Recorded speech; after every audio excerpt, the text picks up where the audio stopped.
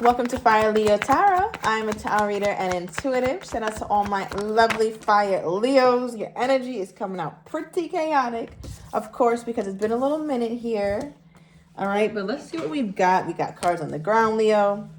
All right, so your overall energy is Aries. All right, I'm getting Moon in Aries for some of you guys. Also around the month of April was very significant for you and your love life. So with that being said here, Leo, I feel like there's a lot that you put in perspective around the springtime. But because we are in now the month of September, it's going to come to fruition, right? Whatever it was that you were setting up or whatever it was that you were involved in, and it could have been a little situationship. All right, but we do have some good news. Whatever that was, it seems to be coming back again. All right, so I do want to mention that here. I also am getting Emperor energy. I feel like you could have met an Emperor around Aries, and it also could have been a Virgo. But I feel like this person you really saw much higher potential with. You liked them, could have had a fling with them, a situationship, but you were like, you know what? I see this person being more than just someone that I deal with here and there. I kind of think this is my forever person, or I would like them to be at least. Now, what's interesting about how the energy popped out, and I'm going to clarify it in a minute, but as you see, we had a situationship.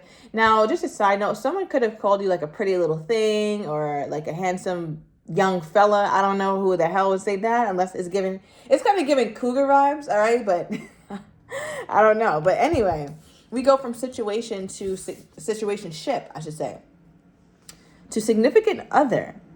All right, so for many of you guys, you're going to be heading toward a relationship. And whatever this is, everyone's going to know. All right, everyone's going to know. Now, what is this? Clarify the situationship energy here, Spirit. And then clarify the significant others for my Leo. What is the situationship? Ooh, okay. Oh, wow. Nice. All right. Clarify significant other. Okay, you got two majors, Leo. Two majors.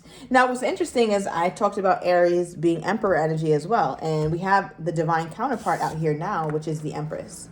So there's something about the connection that it just felt right.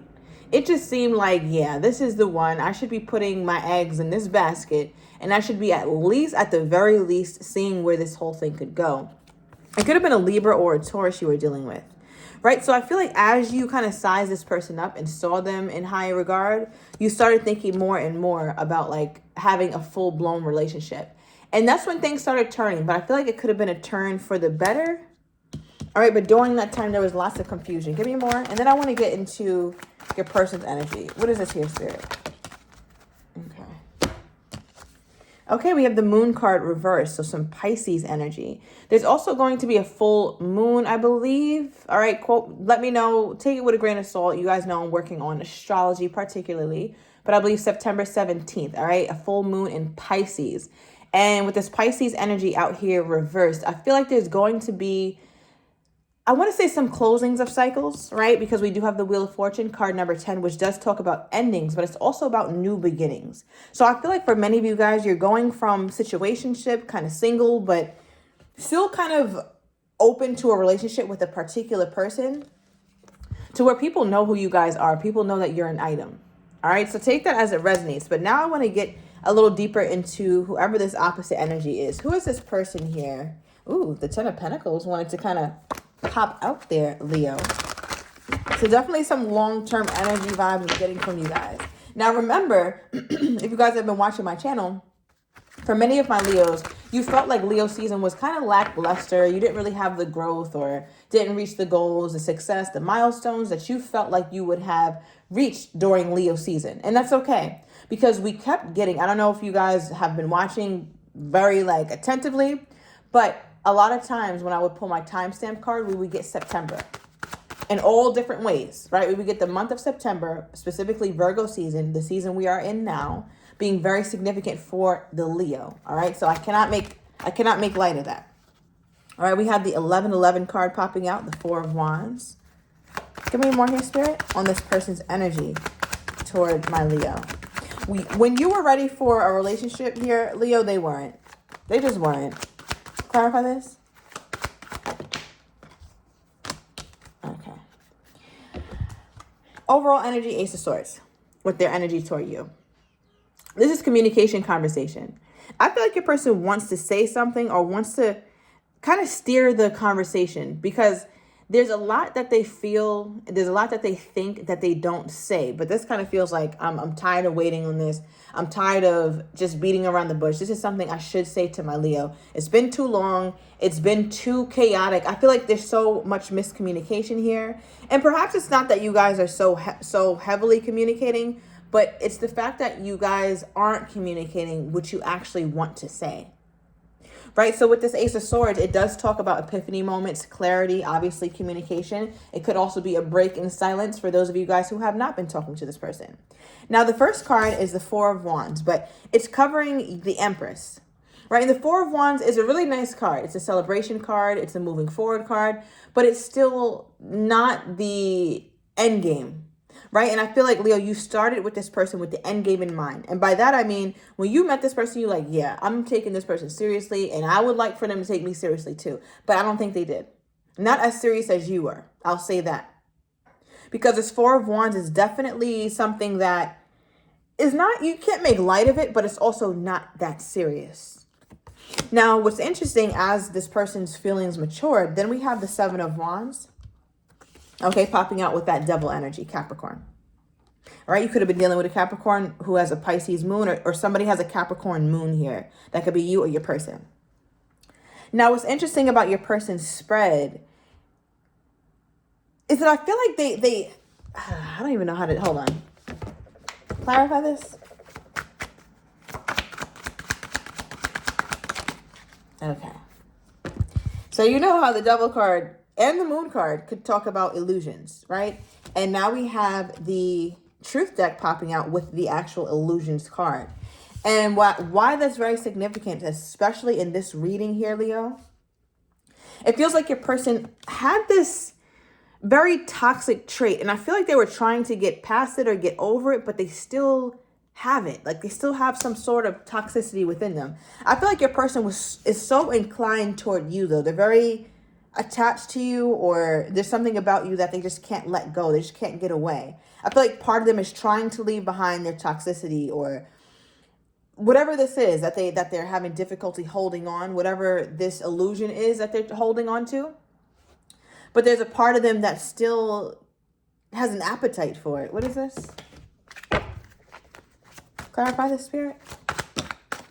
Okay. Okay. So bottom of the deck, we have the Her card, right? So the Her card, if you guys know, shout out to my fire Leos. This is the Empress of my truth deck. As you know, we have the Empress out already. So now the Empress has made herself known twice. Now, I feel like, Leo, this is representing you, and you have doubled the hell down. So I don't know what you told this person, how you conveyed to them that you were ready for a relationship, whether it was your aura, whether it was what you said, whether it was you exercising your boundaries or going silent, whatever it was, this person perceived that as you doubling down on the fact that you are the Empress and that this person better rise to the occasion. Otherwise, you might as well skedaddle up the damn block. Now, what came out is insecurities, clarifying the Seven of Swords. Right? So I feel like that's this person's weakness, is the fact that they let their insecurities or they let their fears or they let their toxicity rule them sometimes. They're still trying to gain dominion over it. I feel like they're winning, but it's still a part of them, just to let you know. All right? Now, I also feel like this person has some obsessive qualities when it comes to you. It's like part of them feels like they need to know everything about the Leo. It's like they can't, I don't know if they asked you a lot of questions or they're the type to not be able to move forward until they know everything. It kind of feels like somebody who's like, no, I would never make a decision unless I know every detail, every little thing, every little turn, every little nook and cranny. That's why I got to take my time, because people can be this way when really they're not, or act this way when really they're not. But it's funny because I feel like your person is really, really projecting because their insecurities are so heavy. Tell me about this. So much energy around this need to know everything about Leo. Look, you can't make this up. The whole part of you, Leo, like not the little bit, the whole part of you. And I feel like they're specifically either asking, you could be dealing with a water sign, by the way. They're specifically asking or deeply wondering, all right, asking or wondering, but definitely on their mind for sure.